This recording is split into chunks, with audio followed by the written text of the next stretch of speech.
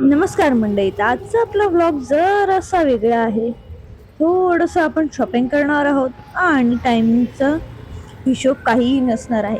आता मी कामावरून सुटून निघाले आहे. बसची वाट बघत होते, पण बस काही आली नाही, म्हणून रिक्षाने स्टेशन गाठलं. स्टेशन म्हणजे बोरिवली स्टेशन. तिथे असलेल्या एका LGच्या शोरूम मध्ये शिरले. फ्रीज बघितला. घ्यायचं तर आहेच.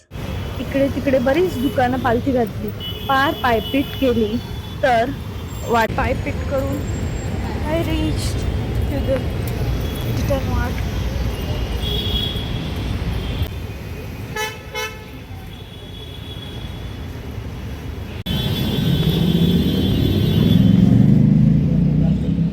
फायनली आम्हा दोघांना हा फ्रीज आवडला आणि बजेटमध्ये सुद्धा होता, सो आम्ही हा बुक केला. छान फ्रीज, छोटा कॉम्पॅक्ट आहे, आम्हाला दोघांच्या गरजांसाठी हा पुरेपूर आहे. सो आम्ही हा बुक केला आणि ह्याची रिसिप्ट घेतली, बिल घेतलं आणि निघाले.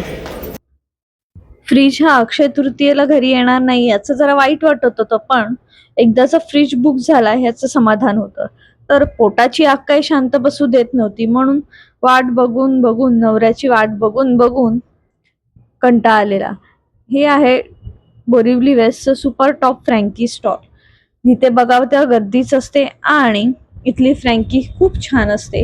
तुम्ही जर बोरिवलीत व्हिजिट करत असाल तर तुम्ही नक्की भेट द्या या स्टॉलला, जो चंदावरकर रोड राजमहाल हॉटेलच्या जवळच त्यांचं स्टॉल आहे, कपड्यांच्या दुकानांच्या इथे. तिथून आम्ही रिक्षा पकडून गेलो पोईसर आगारच्या इथे. तिथे बरीच दुकानं होती. आम्हाला देव्हारा घ्यायचा होता.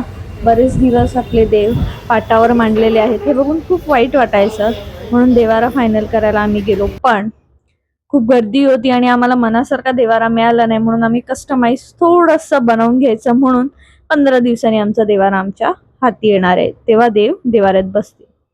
तर आता अक्षय तृतीयेच्या दिवशी देवाची पूजा करायला घेतली.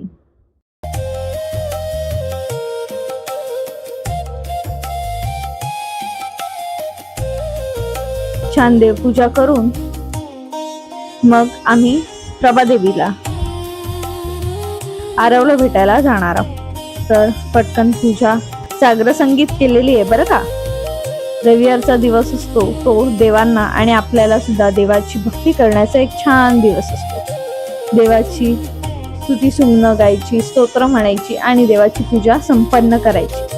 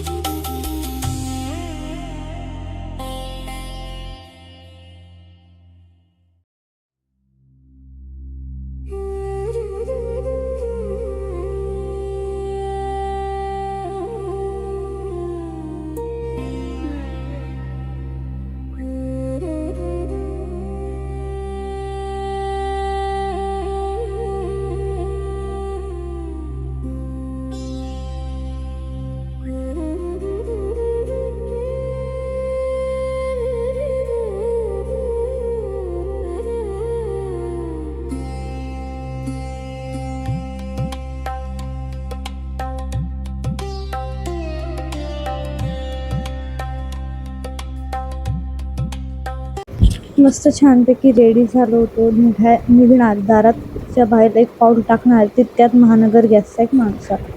त्याने गॅस वगैरे चेक केला, चेकिंगसाठी आला होता तो. आणि जे काही पाईप नॉब काय बदलायचं होतं ते त्यांनी बदललं. त्यामुळे ऑलरेडी उशीर झाला होता आणि त्यात अजून उशीर झाला अर्धा तास. तिथून निघालो आणि आमरसच्या रांगेत उभे राहिलो. आमरस आरवसाठी काकाकडून खास. तोपर्यंत मी आरवसाठी खाऊ घ्यायला बाजूच्या दुकानात गेले. चटरपटर काय आहे का बघितलं, तो काय खाईल ह्याच्यावर फार मोठं प्रश्नचिन्ह होतं. सो बऱ्याच गोष्टी बघितल्या, तिथल्या एक दोन गोष्टी घेतल्या सुद्धा.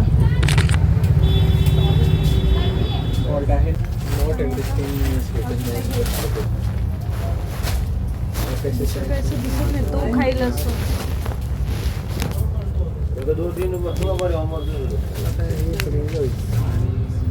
छान रेडी झाल्यावर सेल्फी तो बनत आहे, पण रिक्षात धड सेल्फी आला तर खरं. 2-3 सेल्फी खराब केल्यानंतर आमचा एक छानसा सेल्फी आला बरं. तुम्हाला कसं वाटतं आमचा सेल्फी? तर आम्ही आनंदात आणि उत्साहात निघालो आरवला भेटायला. तर तिकीट काढायला बराच वेळ गेला आणि गाड्या पण फार लेट होत्या. आधीच उशीर झालेला आणि त्यात अजून गाड्यांना गर्दी होती. ते छोटंसं पिल्लू किती छान खेळतंय, त्याच्याकडे बघून फार प्रसन्न वाटत होतं. तुम्हाला आठवते का काय आहे हे? कधी पाहिलंय का? लहानपणी 90s किड्सला नक्कीच लक्षात असेल हे. पॅप्पी. यावर पण खूप दिवस काढलेले छान आठवणी आहेत आपल्या. आणि अरे खाऊन संपलं सुद्धा, पण टेस्ट आणि मन नाही भरले. पोट तर काही भरायची बातच नाही, पण मन अजिबात नाही भरलं. हे प्रकरण जरा वेगळं आहे.